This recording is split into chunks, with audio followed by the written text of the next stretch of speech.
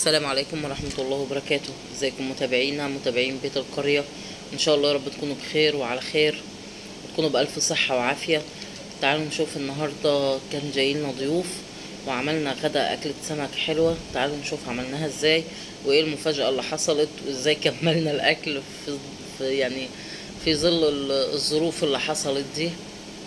بسم الله الرحمن الرحيم. نبدأ كده. انا طلعت عندي شوية سمك بياض مخلي، وفي سمك اسمه سمك مرجان. السمك ده طعمه حلو، بسم الله ما شاء الله، يعني سبحان الله، طعمه جميل جدا. حطيت معاهم شوية بلطي، تمام، وعملت معاهم شوية صبيط. الاول حطيت شوية زيت على النار وحطيت فيهم شوية بصلة وسبتهم علشان يتحمروا. في الوقت ده انا رحت جهزت الخلطة اللي هي بتاعت التتبيل.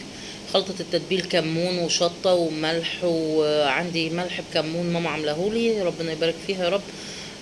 فخلطته كله على بعضه مع الشطة.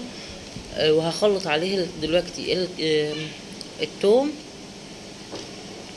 وهبدأ احشي السمك البلطي واتبله. تمسك السمكة كده تدعكيها، يعني ادعك التوم في الخلطة وامسك السمكة دعكيها وحط في الفتحات بتاعتها ودعكيها من بره ومن جوه. انا بحب اتبل السمك، في ناس بتتبله وتشيله متبل، انا بحب اتبله على طول، يعني وقت الشغل على ما اخلص ترتيب الاكل واتبل كله كده وابدا اجهز هيكون كله استوى. بصوا بسم الله ما شاء الله، السمك كان جميل جدا. السمك كان جميل جدا، تبلته كويس خالص بره وجوه. وتحطي معاه شويه خضره علشان يديله ريحه حلوه، او شويه نعناع اخضر، بس انا ما كانش عندي نعناع اخضر فحطيت له شويه خضره. نبدا بقى نتبل السمك اللي هو المخلي. هتبله، هحطه في صينيه او قصديره وهحطه في الفرن. بصوا هي التتبيله دي عباره عن ايه؟ دي عباره عن مستردة معاها ليمون، مستردة معاها اكبر كميه من الليمون، يعني على قد ما تقدري ليمون تحطي. خلاص حطيت فيه قطع السمك البياض، وحطيت شوية تاني من الخلطة عليه من فوق. مش مشكلة، احنا بنستعمل ايدينا يعني، وعادي خالص، ايدينا الحمد لله نظيفة وكويسة ومتوضيين بيها، متوضيين وغسلين ايدينا كويسة وايدينا نظيفة. بعد كده تملحي بقى بالكمون تاني من فوق، عايزة تحطي شطة حطي، وهاخد منها نفس الخلطة دي وهحطها على الصبيط، تمام، وهحط له شوية ملح برضو كده وهخليها على جنب.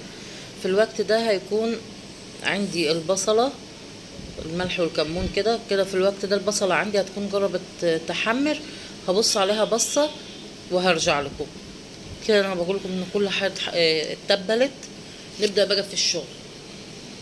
البصلة اتحمرت، حطيت عليها شوية جزر مبشور علشان الجزر بيحلي الرز بتاع السمك، علشان هعمل رز سمك. وحطيت عليها شوية زيت على القصديرة علشان تجهز كده عشان تروح الفرن. بس يا ماما ده هنجهز هنا الجزر، هنخليه يحمر شويه مع البصله علشان يطلع الكرمله بتاعته ويطلع السكر بتاعه. انتوا كده تعالوا معايا رايحين جايين، معلش هتتعبوا وتروحوا وتيجوا معايا كتير. خدنا معلقه توم وحطيناها في الصينيه، وهنا هحط الملح بالكمون وكمان معاهم مكعب ماجي، تمام، ادي مكعب الماجي كده معاهم. وهنقلب تقلبتين حلوين ونسيب الدنيا دي كلها تتعرف على بعضيها، واروح اجيب الطماطم علشان احطها عليهم، تمام. تيجوا معايا اروح اجيب الطماطم، لا انا جبتها لوحدي، تمام. ادي كده دي الطماطم، هنقلبها ونسيبها تتسبك.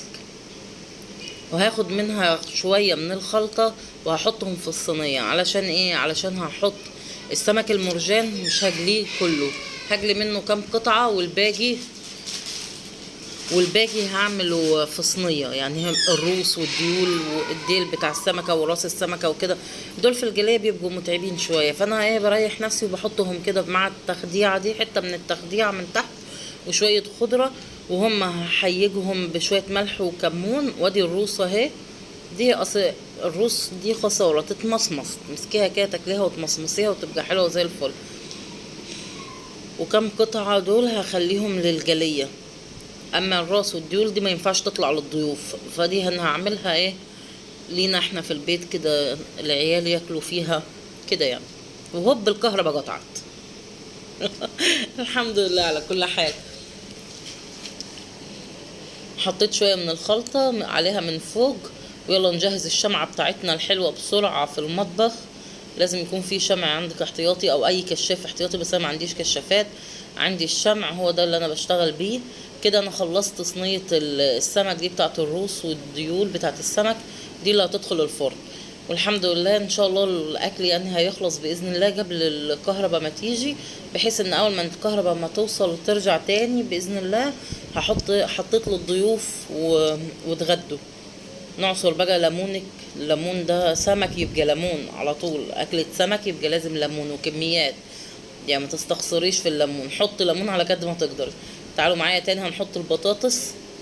كده انا بحب الرز يكون فيه بطاطس، حماتي دايما ربنا يديها الصحة دايما بتعمل الخطوة دي وانا اتعلمتها منها يعني. وخدت الصواني وطلعنا بيها على الفرن كده علشان دي تاخد وقتها في الفرن براحتها، لحد ما انا اجلي الباقي السمك يكون اللي في الفرن استوى.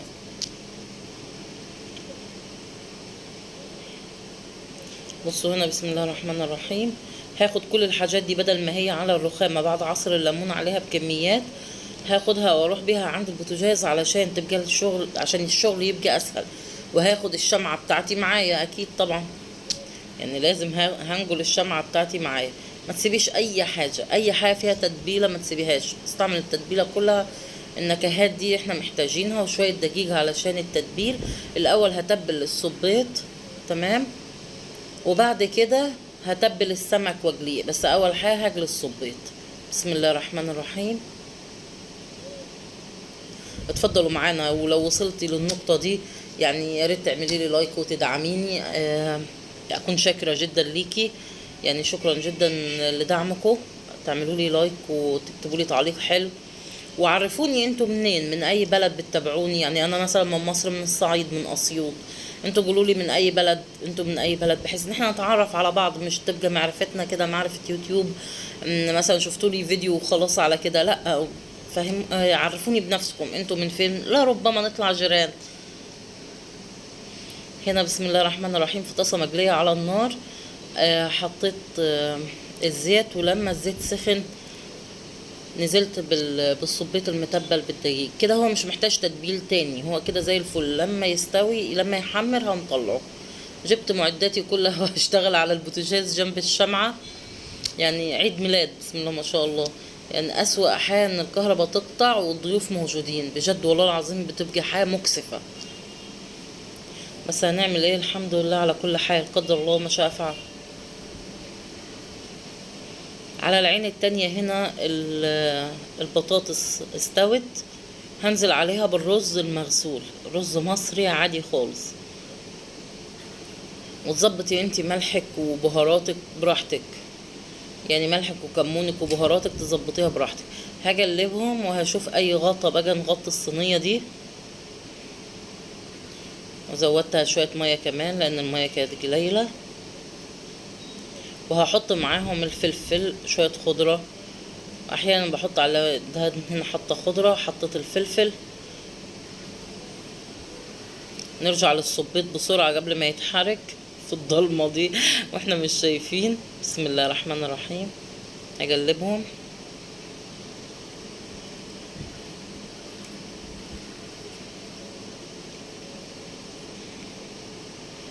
بسم الله الرحمن الرحيم. اللهم بارك لنا فيما رزقنا وقنا عذاب النار. ما شاء الله تبارك الله. يعني ما تنسوش تدعمونا بلايك، تدعمونا بمشاهدة حلوة. اصحاب القنوات برضو يعني يا ريت ندعم بعض كويس، يعني يعني ما نستخسرش في بعض اللايكات تمام. التعليقات الحلوة الجميلة بتاعتكم ربنا ما يحرمني منكم، يعني ما شاء الله انا رزقني ربنا بصحبة على اليوتيوب، يمكن ما شفتهاش اساسا الصحبة، ما عنديش عدد بالصحبة دي في الحياة الواقعية يعني، لكن على اليوتيوب هنا وعلى وسائل التواصل الاجتماعي السوشيال ميديا وكده يعني بيجيلي صحبة اكتر من اللي موجودين معايا في الحياة الواقعية. يعني احنا بنتجابل هنا كلنا في السوشيال ميديا، وبنتعرف على بعض هنا في الحياة الواقعية، يمكن ما كناش نقدر نتجابل مع بعضينا ونتعرف على بعض كده. هنا باجي الشمعة التانية خلصت، والدنيا ضلمت خالص، بس برضو على مين هنكمل برضو بعون الله علشان خاطر الضيوف اللي موجودة. احنا لو الغدا لينا احنا بس كان تمام ماشي، ممكن واحد يكمل بعد الكهرباء ما تيجي، بس لا، علشان خاطر ايه، بمجرد ما الكهرباء ما توصل يكون نشغل لهم تكييف كده والدنيا تهدى، ونرص الاكل بحيث نطلعه علشان الناس تتغدى. لو لينا احنا الاكل في البيت عادي، الواحد ممكن يروح ينام له شويه ويصحى يكون خلص الاكل، يقوم يعمل بقى الاكل يكمل باقيه. لكن مش هينفع طالما عندك ضيوف والكهرباء قاطعه، لازم تنجزي حتى في الوقت ده. هنرجع تاني دلوقتي كده، الكهرباء هنا شغلت الكشاف هنا عند الفرن شغال، فما شاء الله تبارك الله. صواني خلاص كده تقريبا استوت، مش محتاجة وقت تاني.